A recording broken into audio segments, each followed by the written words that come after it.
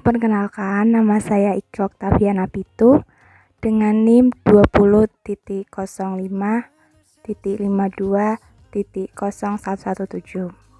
Saya berasal dari Fakultas Ekonomika dan Bisnis, Prodi S1 Akuntansi, Universitas Tikubang, Semarang.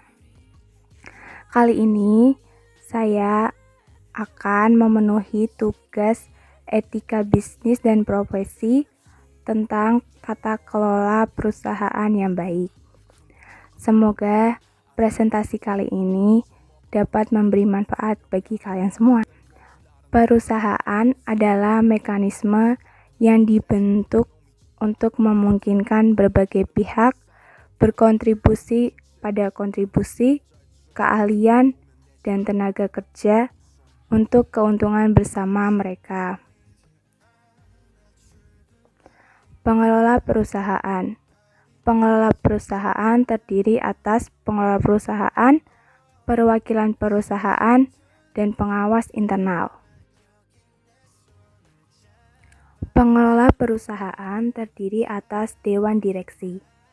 Dewan direksi tersendiri ialah organ perusahaan yang bertanggung jawab penuh atas pengelolaan perusahaan dengan senantiasa memperhatikan kepentingan dan tujuan perseroan dan unit usaha, serta mempertimbangkan kepentingan para pemegang saham dan seluruh stakeholders. Direksi bertanggung jawab terhadap 1. Kinerja perusahaan, 2. Suksesi CEO, ketiga, perencanaan strategis, dan yang keempat, tata kelola perusahaan. Mari kita bahas satu persatu. Yang pertama, yaitu kinerja perusahaan. Kinerja perusahaan adalah hasil dari serangkaian proses bisnis yang mana dengan pengorbanan berbagai macam sumber daya, yaitu salah satunya sumber daya manusia dan juga sumber keuangan perusahaan. Kinerja perusahaan meningkat dapat dilihat dari gencarannya kegiatan perusahaan dalam rangka menghasilkan keuntungan yang sebesar-besarnya.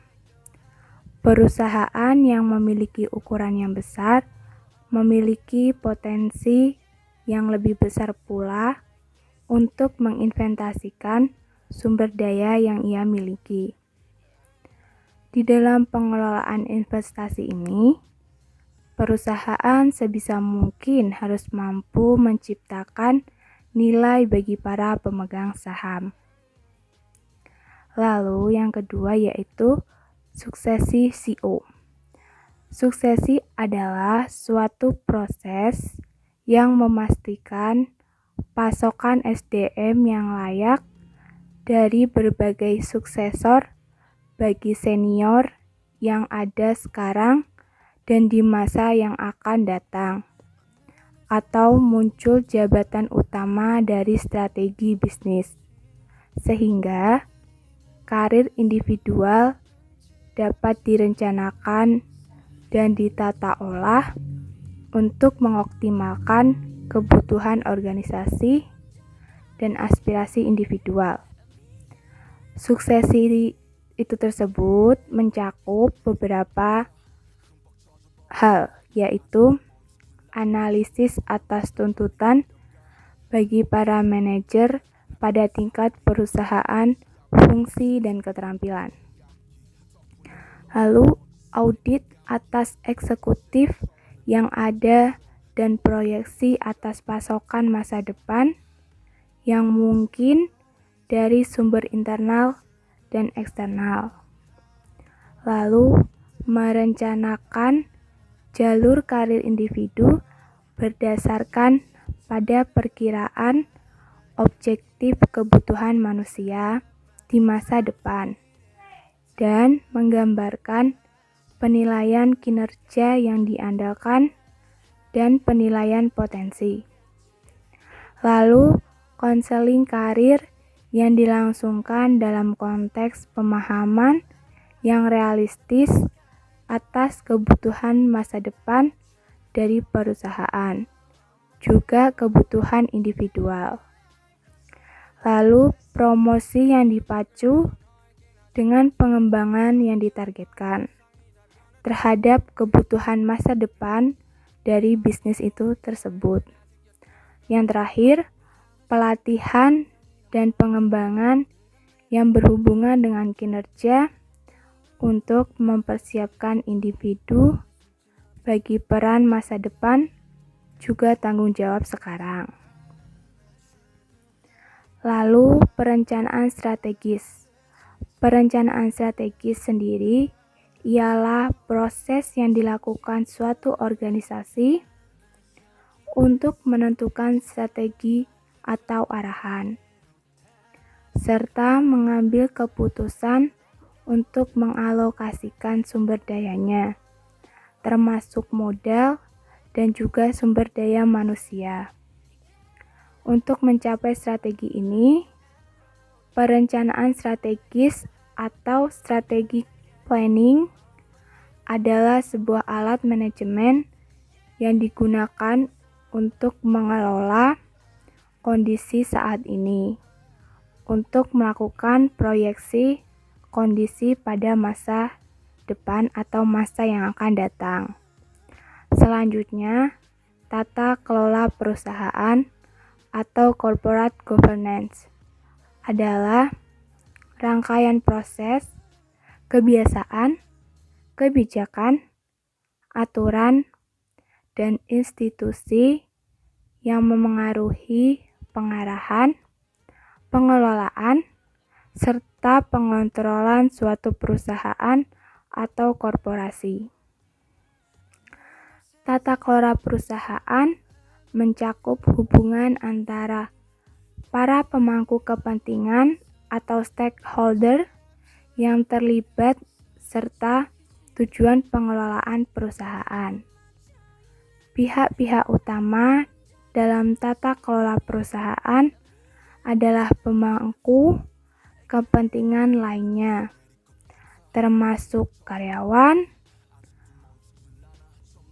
pemasok, pelanggan, bank, kreditor lain, regulator, lingkungan, masyarakat, manajemen, dan dewan direksi lainnya, serta pemegang saham manajemen dewan direksi.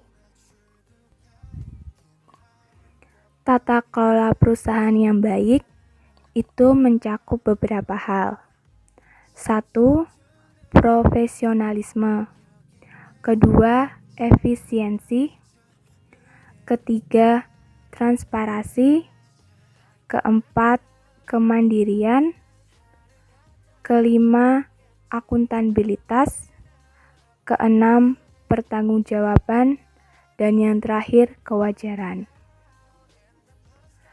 Pengawasan atau kode etik, yaitu ada 3 siklus: mencegah atau prevent, mendeteksi atau detect, dan perbaikan atau correct.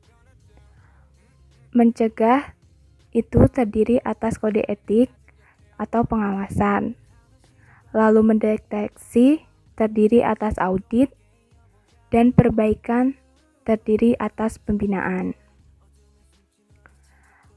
Cakupan GCG yaitu hak-hak para pemegang saham dan perlindungannya, peran para karyawan, dan pihak-pihak yang berkepentingan atau stakeholders. Lainnya, pengungkapan yang akurat dan tepat. Waktu transparansi terkait dengan struktur dan operasi perusahaan, tanggung jawab dewan komisaris dan direksi terhadap perusahaan itu sendiri kepada para pemegang saham dan pihak lainnya yang berkepentingan. Lalu, apa itu good corporate governance? Good corporate governance yang dimaksudkan agar tata kelola perusahaan baik sehingga bisa meminimalisir praktek-praktek kecurangan.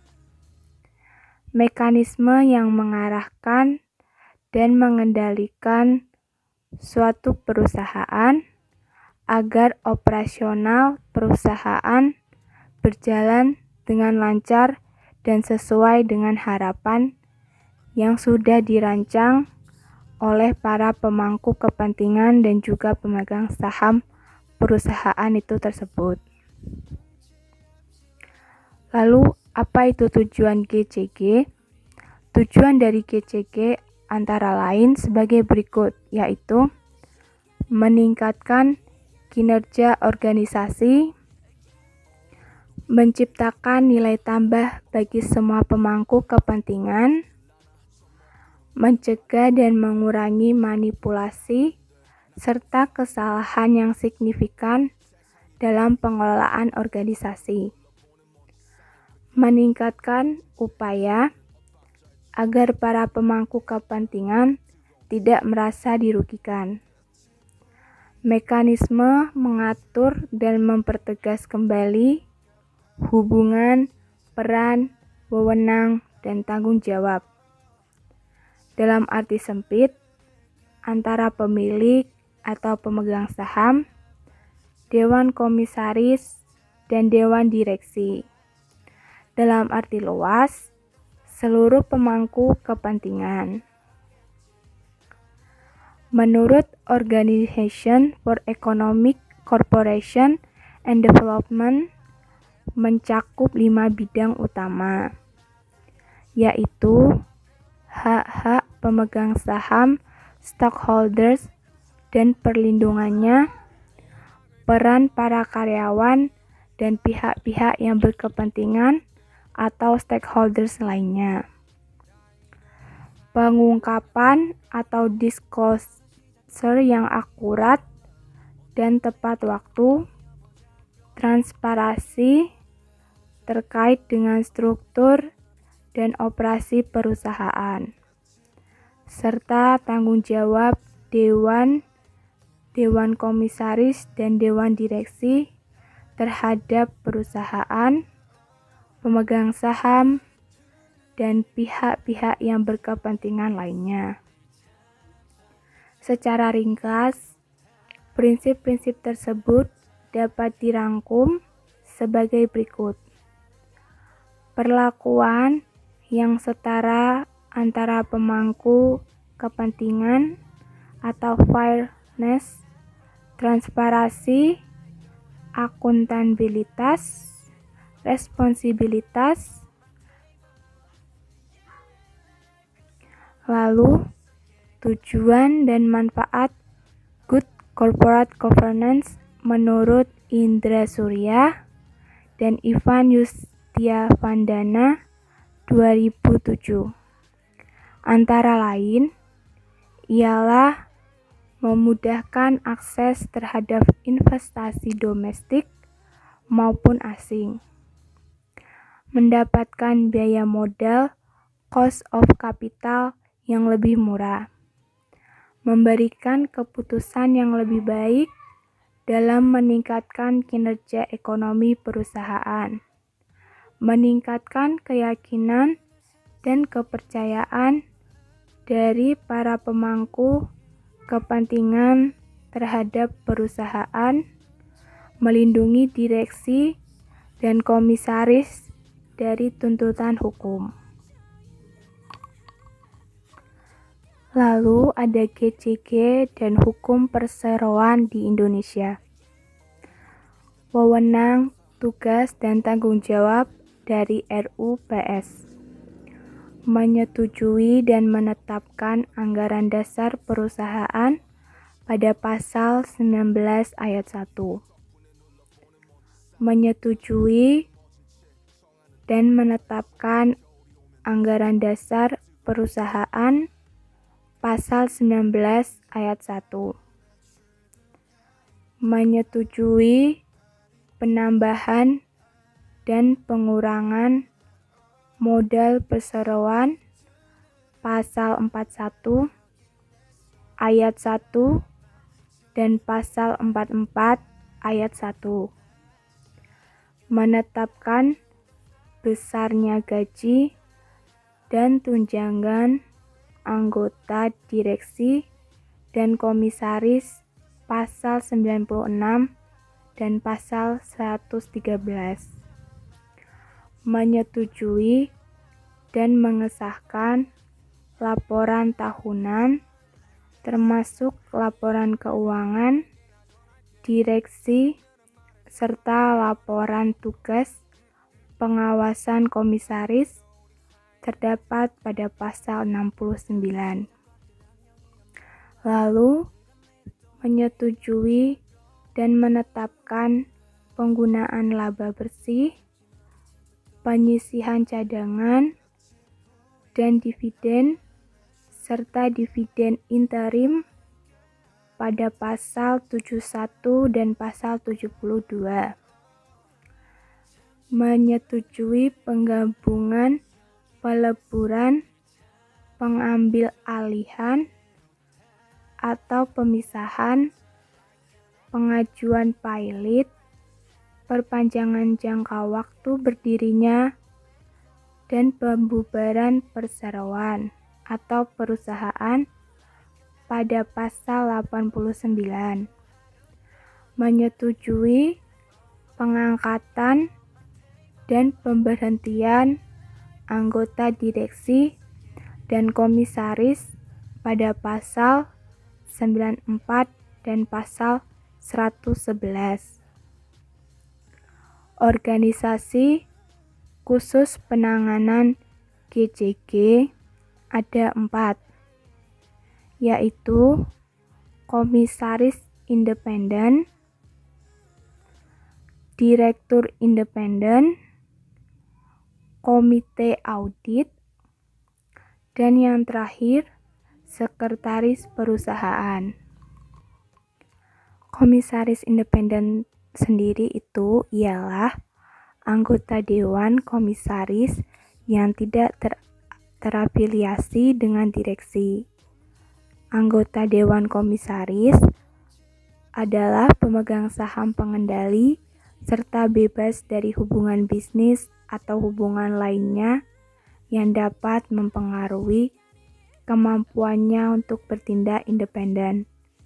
Keberadaan komisaris independen akan mendorong dan menciptakan iklim yang lebih independen, objektif, dan meningkatkan kesetaraan sebagai salah satu prinsip utama dalam memperhatikan kepentingan pemegang saham minoritas dan pemangku kepentingan lainnya. Tugas dan tanggung jawab dari komisaris independen ialah salah satunya memastikan bahwa perusahaan memiliki strategis bisnis yang efektif, termasuk di dalamnya memantau jadwal, anggaran, dan efektivitas strategi. Hal itu dilakukan dengan cara mendorong anggota Dewan Komisaris yang lainnya agar dapat melakukan tugas pengawasan dengan baik dan secara efektif. Lalu, memastikan bahwa perusahaan mengangkat eksekutif dan manajer-manajer profesional. Memastikan bahwa perusahaan memiliki informasi, sistem pengendalian, dan sistem audit yang bekerja secara baik. Memastikan bahwa perusahaan mematuhi hukuman dan perundangan yang berlaku maupun nilai-nilai yang diterapkan perusahaan dalam menjalankan operasinya. Memastikan risiko dan potensi krisis selalu diidentifikasi dan dikelola secara baik. Memastikan prinsip-prinsip dan praktik tata kelola perusahaan yang baik atau GCG dipatuhi dan diterapkan secara baik. berkaitan dengan tata kelola perusahaan yang baik, maka tugas komisaris independen adalah 1. Menjamin transparansi dan keterbukaan laporan keuangan perusahaan. 2. Menggunakan atau mengusahakan perlakuan yang adil terhadap pemegang saham minoritas dan pemangku kepentingan yang lain. Ketiga, diungkapkannya transaksi yang mengandung benturan kepentingan secara wajar dan adil. Keempat, mengusahakan kepatuhan perusahaan pada perundangan dan peraturan yang berlaku. Dan yang terakhir atau kelima, menjamin akuntabilitas organ perseroan, misalnya rapat umum pemegang saham. Lalu, yang kedua itu direktur independen. Direktur independen atau independen direktor yang duduk dalam jajaran pengurus perseroan, perannya adalah penyeimbang dari direktur-direktur lainnya dan pengakomodir pemangku kepentingan. Baik kepentingan pemegang saham mayoritas, minoritas, dan publik, serta memastikan pemenuhan prinsip Good Corporate Governance atau GCG, perusahaan yang memiliki tata kelola perusahaan yang baik dan dewan direksi yang efektif menarik investor dan memastikan akan berinvestasi di perusahaan tersebut. Yang ketiga, komite audit. Komite audit merupakan sebuah komite yang cukup penting di dalam sebuah perusahaan. Komite audit memiliki peran besar bagi kemajuan sebuah perusahaan. Pasalnya, komite ini merupakan sebuah kepanjangan dari Dewan Komisaris. Anggota komite audit setidaknya terdiri dari komisaris independen sebagai ketua, sedangkan dari pihak luar atau auditor eksternal ada emiten atau perusahaan publik. Komite audit bertugas dan bertanggung jawab kepada Dewan Komisaris. Ia bekerja secara independen. Terlepas dari fakta bahwa pembentukan komite audit bukan keharusan, namun bagi emiten atau perusahaan publik haruslah memiliki sebuah komite audit untuk perusahaan tersebut. Tugas dan tanggung jawab komite audit adalah melakukan penelaah dan laporan keuangan yang dikeluarkan emiten atau perusahaan publik ataupun pihak otoritas lainnya. Kedua, memberikan rekomendasi kepada Dewan Komisaris tentang penunjukan akuntan yang mampu mengemban tugas secara profesional berdasarkan independensi, imbalan jasa, serta ruang lingkup penugasan kerja. Ketiga, menelaah ketaatan perusahaan pada peraturan perundang-undangan yang berlaku terhadap kegiatan emiten atau perusahaan publik. Yang keempat, memberi pendapat yang independen pada perbedaan pendapat antara akuntan dan manajemen. Kelima, melakukan pelaksanaan tugas sekalian penelaah, pemeriksaan oleh auditor internal sekaligus bertugas sebagai pengawas internal yang mengawasi pelaksanaan tindak lanjutnya oleh direksi.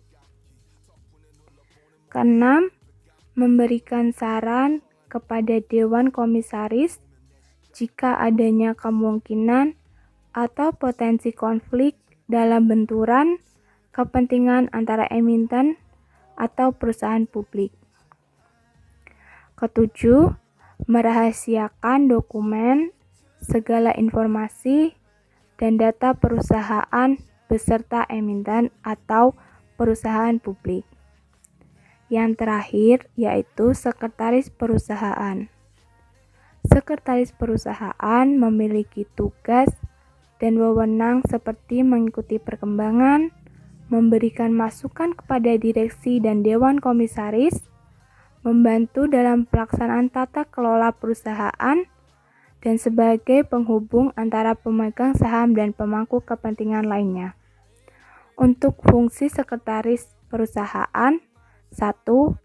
Memastikan bahwa BUMN mematuhi peraturan tentang persyaratan keterbukaan sejalan dengan penerapan prinsip-prinsip GCG. Memberikan informasi yang dibutuhkan oleh Dewan Direksi dan Dewan Komisaris atau Dewan Pengawas secara berkala atau sewaktu-waktu apabila diminta. 3. Sebagai penghubung. Dan terakhir, keempat, menata usahakan serta menyimpan dokumen perusahaan termasuk tetapi terbatas pada daftar pemegang saham, daftar khusus, dan risalah rapat direksi. Rapat Dewan Komisaris dan RUPS, Sekretaris Perusahaan merupakan posisi strategis dan menentukan bagi terwujudnya tata kelola perusahaan. Oleh karenanya, sekretaris perusahaan dituntut untuk memiliki pengetahuan yang luas dan dapat menjalankan peran mereka sebagai seorang yang dapat mencitrakan perusahaan agar memiliki nilai yang baik di mata masyarakat dan pemangku kepentingan yang menjalin hubungan dengan perusahaan mereka.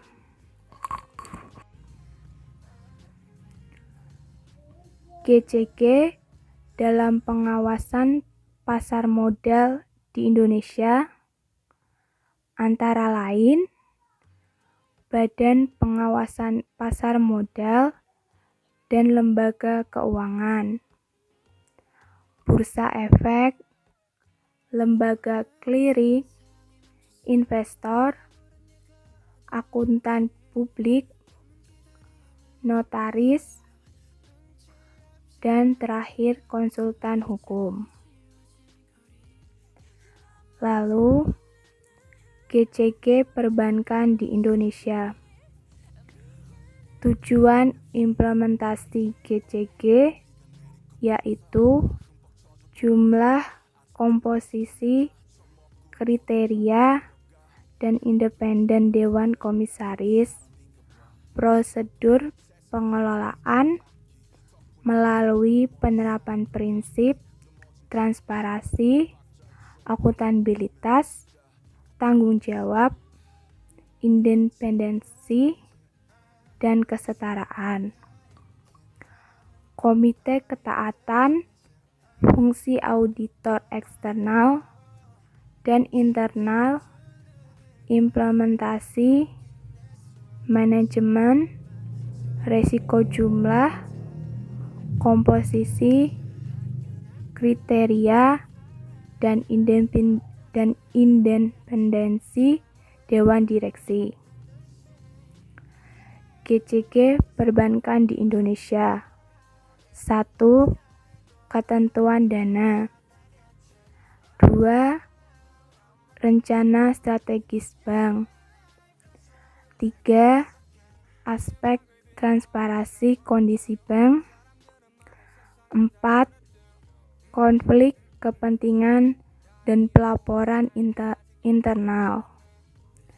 Yang kelima, laporan dan asesmen implementasi GCG. Lalu, laporan dan asesmen implementasi GCG perseroan. Lalu ada sanksi-sanksi, ketentuan peralihan, dan yang terakhir ketentuan penutupan. Cukup sekian presentasi tata kelola perusahaan yang baik dari saya. Jika ada salah kata atau ada kata yang kurang dimengerti, saya mohon maaf dan terima kasih sebesar-besarnya. Semoga materi yang saya jelaskan dapat bermanfaat bagi kita semua. Terima kasih.